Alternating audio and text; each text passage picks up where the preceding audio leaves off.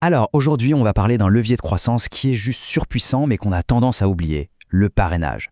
La grande question, c'est comment on fait pour transformer des clients qui sont déjà contents en une véritable force de frappe commerciale. C'est exactement ce qu'on va voir ensemble. Ok, voilà notre plan de vol. On va commencer par planter le décor. Pourquoi les pubs traditionnelles? Eh bien, ça ne marche plus aussi bien qu'avant. Ensuite, on plongera dans la magie du moteur viral. Après ça, on mettra les mains dans le cambouis pour bâtir un programme qui tient la route. Et on finira par le plus important, comment le lancer et l'ajuster pour avoir des résultats qui décollent. Allez, première partie, on part d'un constat. Le monde de l'acquisition de clients a complètement changé. Disons-le clairement, l'âge d'or des pubs pas chères et super efficaces, c'est terminé. Regardez bien ce chiffre. Le coût pour 1000 impressions, le fameux CPM, sur les grosses plateformes comme Meta ou Google, a grimpé de 27% en un an seulement. C'est une inflation qui met une pression dingue sur les budgets marketing. Et forcément, les conséquences, elles sont directes et elles font mal.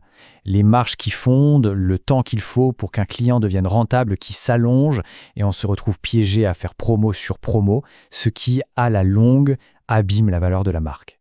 Et quand on met les deux options face à face, il n'y a pas photo. Le parrainage gagne sur tous les plans. La confiance, beaucoup plus élevée. La vitesse de conversion, jusqu'à 3 fois plus rapide. Le coût d'acquisition, bien plus faible.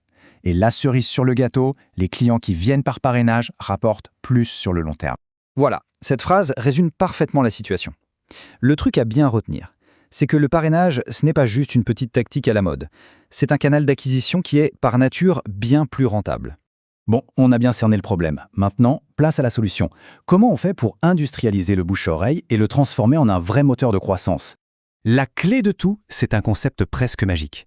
Le coefficient viral, qu'on appelle aussi le K-factor. L'idée est toute simple, mais elle change tout.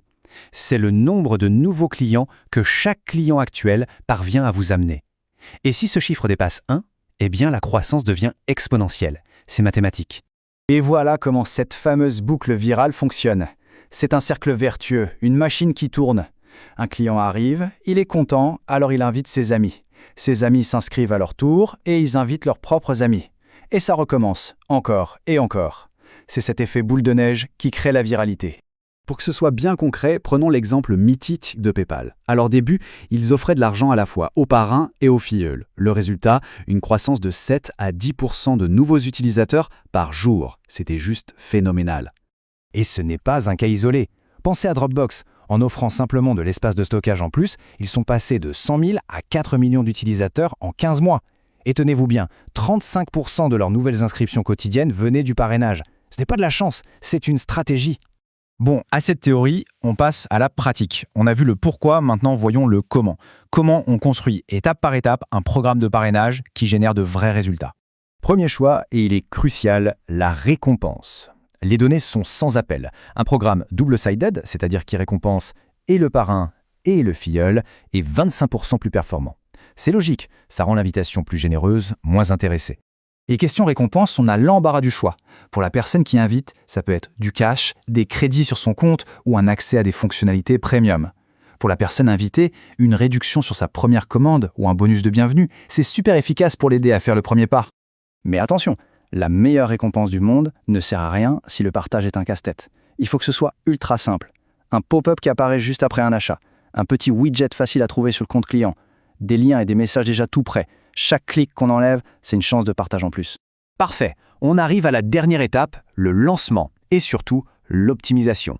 Parce qu'un programme de parrainage, ce n'est pas un truc qu'on met en place et qu'on oublie, c'est un moteur qu'il faut constamment entretenir. Pour un lancement sans accroc, voilà une petite checklist. Il faut une plateforme pour tout gérer, on l'a vu. Définir une récompense pour les deux côtés.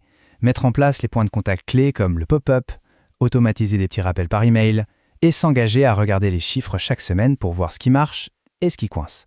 Et ça, c'est un conseil qui vaut de l'or. Le timing, c'est tout. Il faut demander le parrainage au moment précis où le client est le plus heureux. Les 2 meilleurs moments, pile après qu'il ait finalisé une commande ou juste après qu'il ait laissé un super avis. Son enthousiasme est à son maximum, il faut en profiter. Alors comment on sait si le programme fonctionne bien? Il faut se fixer des objectifs.